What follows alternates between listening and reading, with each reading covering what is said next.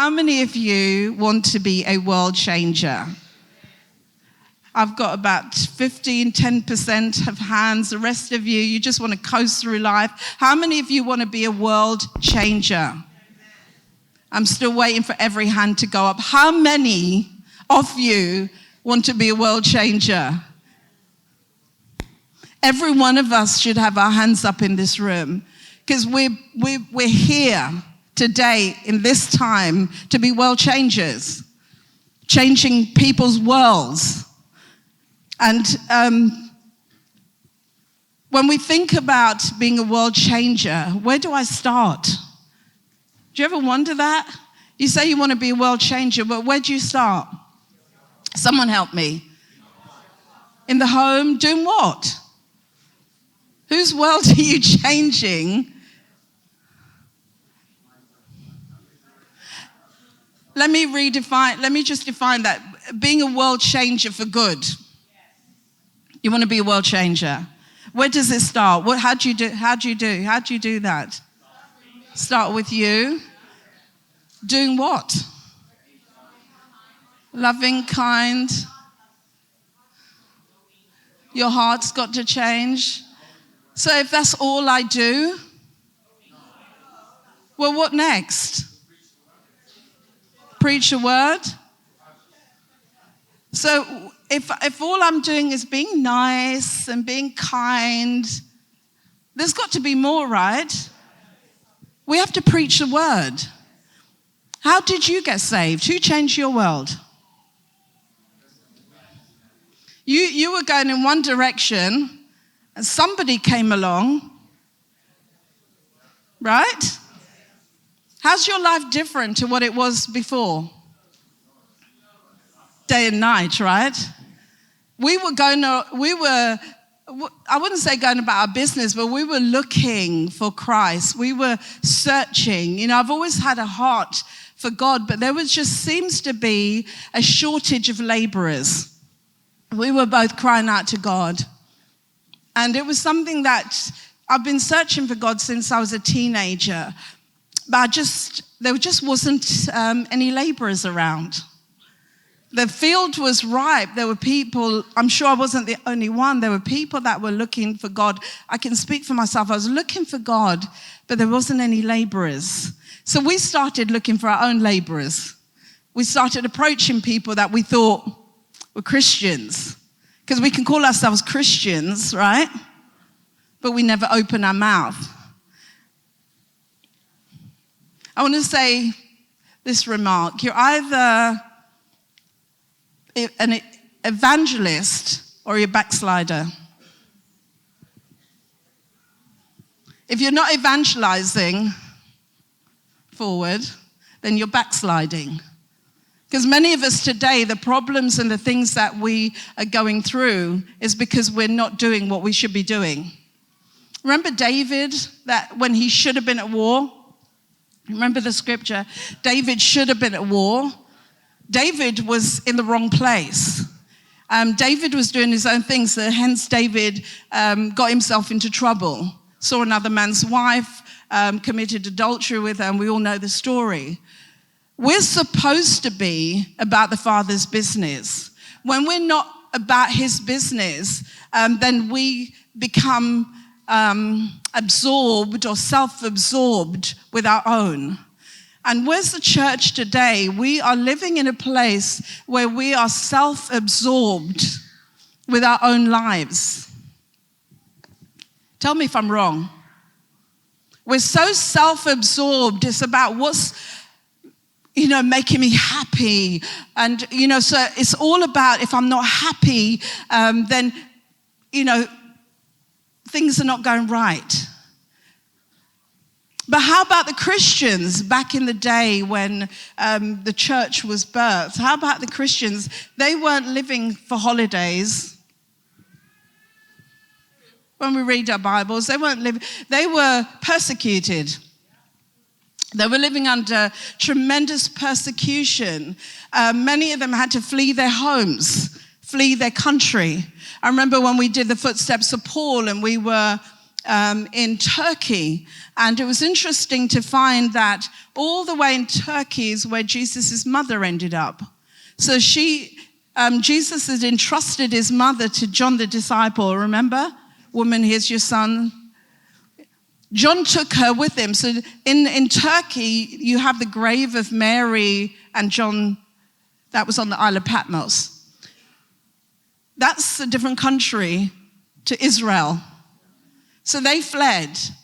But they were so consumed with God and with his kingdom and his purpose and his assignment that regardless of persecution, regardless of the cost to life and limb, they were sold out 100% to doing the will of God.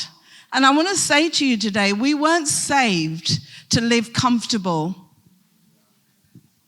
We weren't saved to be just living life, holidaying. And I'm not putting holiday down, by all means. But that's not the essence of our lives.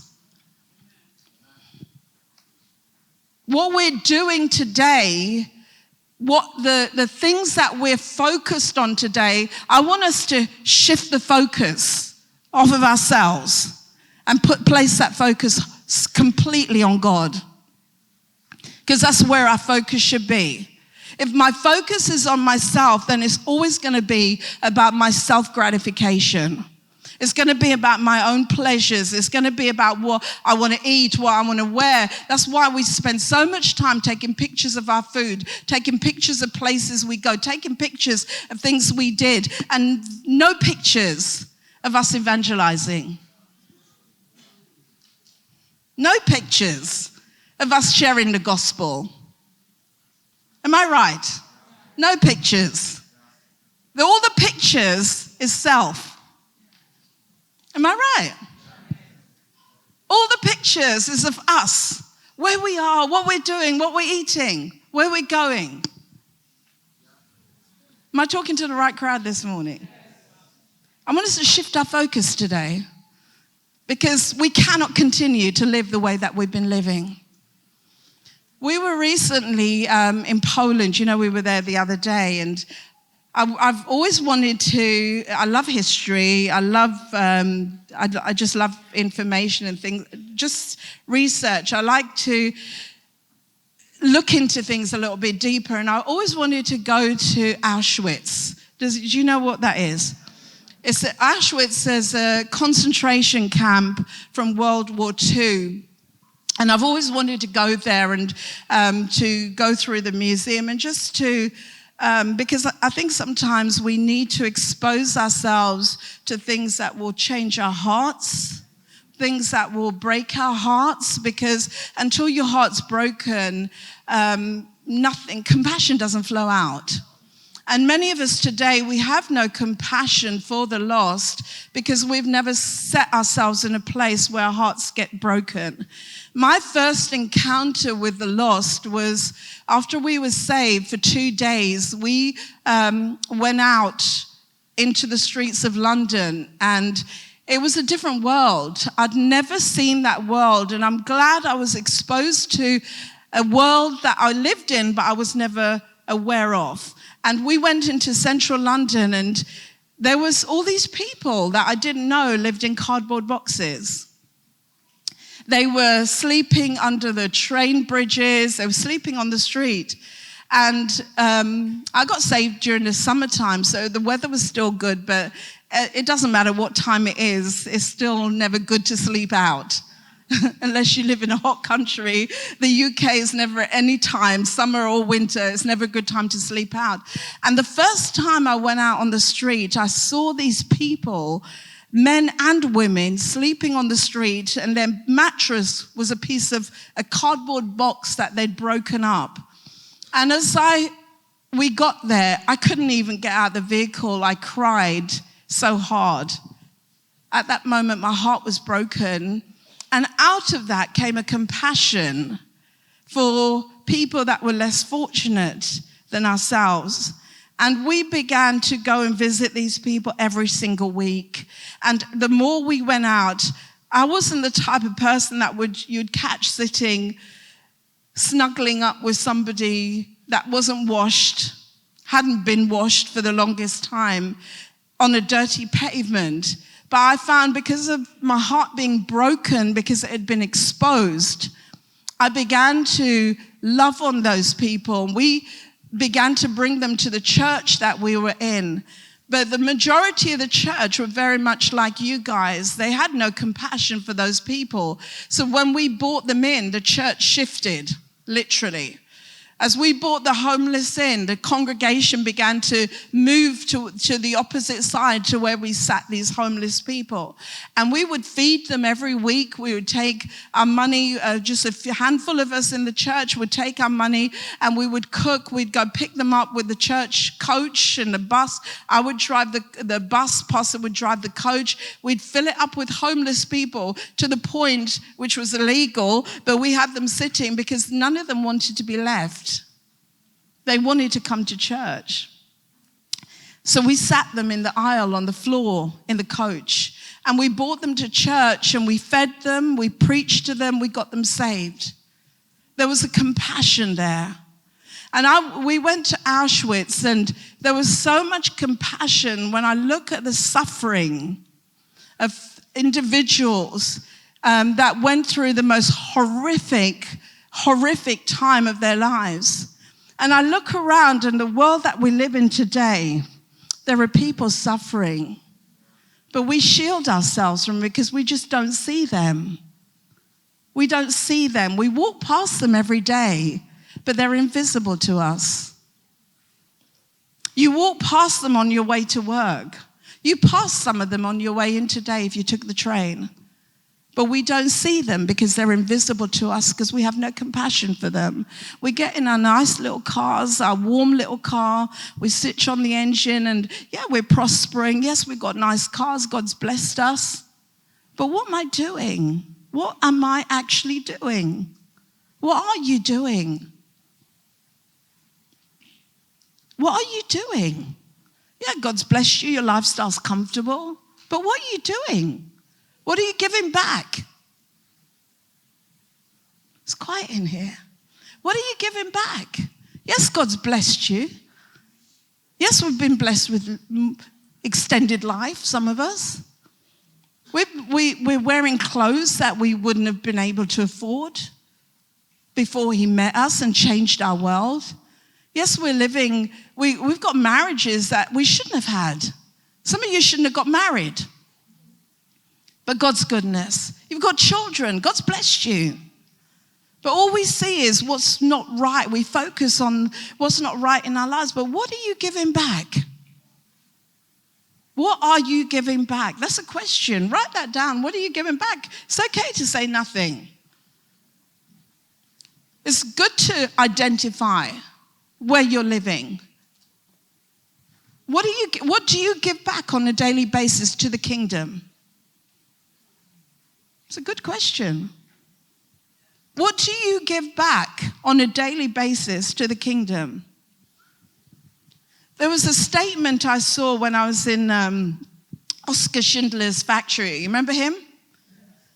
If you've never done your history, Oskar Schindler was a German that had a factory. And it was interesting because where his factory was, it was fairly near to our hotel, but where Auschwitz was, it was about an hour and a half's drive. So he would go to Auschwitz and bargain with the German soldiers to buy Jews to come and work in his factory. He was doing that because he was trying to save lives. Yes, he had a factory, but he was under the pretense to the Germans that he wanted these people to work, when in fact he was trying to save lives at great risk, because at any time, if you were found out to be trying to help Jews, you would be executed regardless of who you are. So at great risk to his own personal lives, he would go and use his own money to buy Jews and more Jews and more Jews. And he made this remark. There was a sign up, and he says, "He who saves one life saves the world entire." He who saves one life saves the world entire. A lady called Nusia Bronislawa went on to say, "How many worlds did Oskar Schindler save? If it weren't for him, there would not be me. There would not be my family either, or our descendants, my daughter and my 2 grandchildren, my brother Rosaio, his 2 sons, my cousin Oleg's children, the children and grandchildren of the others saved by Schindler. So how many saved he really then when he saved 1,200? They are countless. For every one life we save multiple. We save multiple lives. Through that life that has been saved, that life is to be lived in a way to save others. Someone saved your life. Your life should be to save others.